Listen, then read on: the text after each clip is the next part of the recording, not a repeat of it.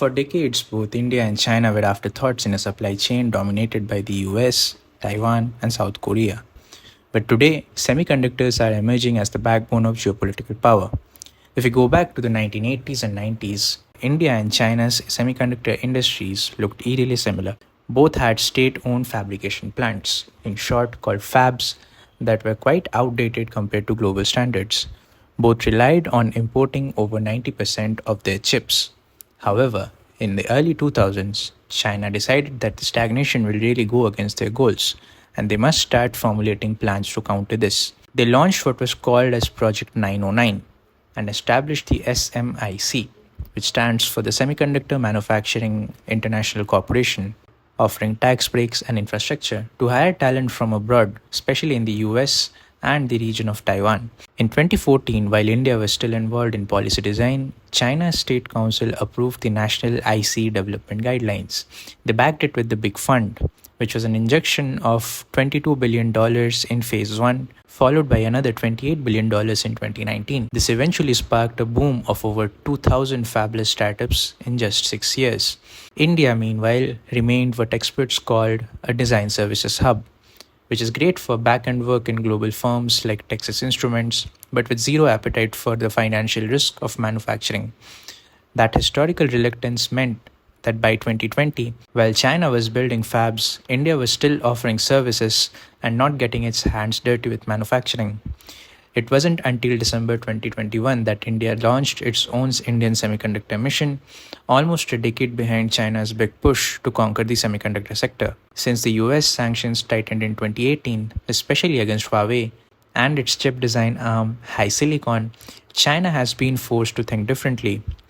Now, for some context, HiSilicon is wholly owned chip design arm of the telecom giant Huawei, founded in 2004, but its design roots go back to the 1991. For years, HiSilicon operated quietly in the background, but by the end of 2010, it had become a major player. Its Kirin line of processors used in Huawei's high-end smartphones had become genuinely competitive with Qualcomm and Apple. In 2020, HiSilicon temporarily broke into the global top 10 semiconductor sales ranking, and in China, its market share surpassed Qualcomm's market share. This was perceived as a major threat by Americans and their technological dominance. That threat triggered a response. Starting in 2019, the US government, citing national security, placed Huawei and HiSilicon on the entity list. At first glance, this just meant that US companies could not sell to them, but the impact was far more devastating because the modern chips are made quite differently. The first major blow came from ARM. ARM is a British company, but its chip designs are considered to have US origin. As a result, ARM was forced to halt all cooperation with HiSilicon. This was a potentially crippling move because every HiSilicon chip, every Kirin processor, was built on ARM's foundational architecture. The second and perhaps most lethal blow was aimed at manufacturing. HiSilicon is a fabless company. It designs brilliant chips, but it does not own a single factory. For years, it relied on the world's best manufacturer, Taiwan's TSMC, to fabricate its cutting-edge 7nm and 5nm chips. The US rules were expanded, stating that any company anywhere in the world that uses American equipment or software to make chips must have a US license to sell to Huawei. TSMC, whose fabs were filled with American-made machines, was forced to stop taking orders from HiSilicon in September 2020. The impact of all these actions were extremely harmful for HiSilicon because HiSilicon could still design the world-class chips, but it had no way to build them as it does not own any factories to manufacture them. In 2019, Huawei sold over 240 million smartphones and its chip division was soaring. By the first quarter of 2022, after the sanctions took full effect, HiSilicon's share of global smartphone processor market had dropped to just 1%.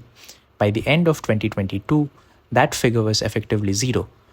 But this is not the end of the story, since the whole set of incidents prompted the Chinese government along with the Chinese technology companies to develop alternatives. In August 2023, Huawei surprised the world by releasing the Mate 60 Pro, powered by a new chip, the Kirin 9000S.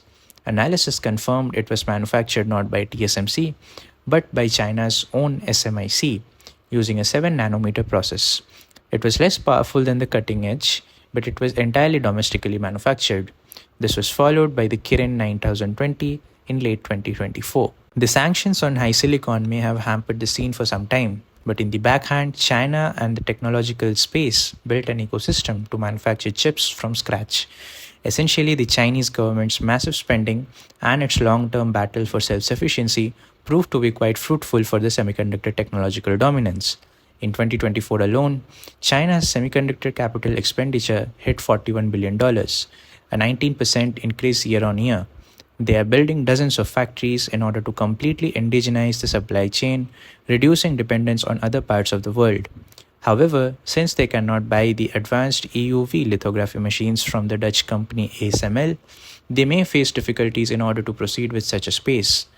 Chinese firms will likely produce only about 2% of world's advanced AI chips this year. To produce a 7 nanometer chip, they have to use complex, expensive patterning techniques with older machines, which results in lower yields and higher power consumption. India, on the other hand, is finally moving from policy to manufacturing. India's present strength is and always has been the design sector.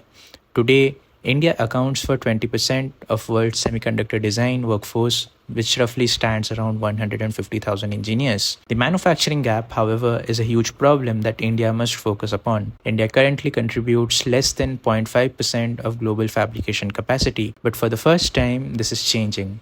The government has approved 10 semiconductor units with an investment of over rupees 1.6 lakh crores, that stands around $19 billion. dollars. These include a silicon fab by the Tata Group and the multiple ATMP assembly, testing, marking, and packaging units. 4 of these plants are slated to begin production in 2026. Yet the challenges are immediate. A single fab needs 169 megawatt hours of power and 8.9 million gallons of ultra pure water every day. India's infrastructure must meet these demands in order to run it sustainably. Goldman Sachs projects that by 2035, to meet domestic demand, China will need to install over 2,200 new lithography systems, including 212 EUV machines. The problem is they do not have the EUV technology yet, and they are not getting it from the West anytime soon. So China's future of manufacturing would be completely dependent upon how well they can crack the physics of lithography. Companies like Huawei are building intelligent computing clusters, strapping thousands of less powerful chips together to mimic a supercomputer. And despite the hardware gap, Chinese AI startups like Zipu AI are reporting breakthroughs using these domestic clusters. But as filings show, these companies spend far more on cloud computing than they earn in revenue. So China's future is a high-cost, high-pressure race to innovate under sanctions. India's future, conversely, is about leveraging global partnerships. India is not trying to reinvent the lithography wheel. Instead, the government recently stated India aims to be among the top 4 semiconductor nations by 2035 by focusing on the entire ecosystem. The future challenge for India is execution at scale. The government has committed to 10 major semiconductor plants and is already planning a Semicon 2.0 to include equipment manufacturing.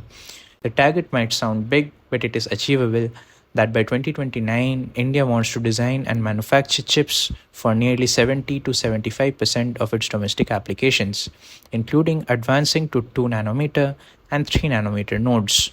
To compete with China's big fund, which poured nearly $50 billion into the manufacturing of semiconductor chips, India needs to convert its 120 plus semiconductor startups into product companies, not just limited to service providing jobs, which are used by the West in order to develop more and more chips. As the United States becomes a more and more unreliable partner, both geopolitically and economically, these two countries must leverage on the growing unreliability of the United States and must offer alternatives to the world by becoming reliable partners in semiconductor manufacturing.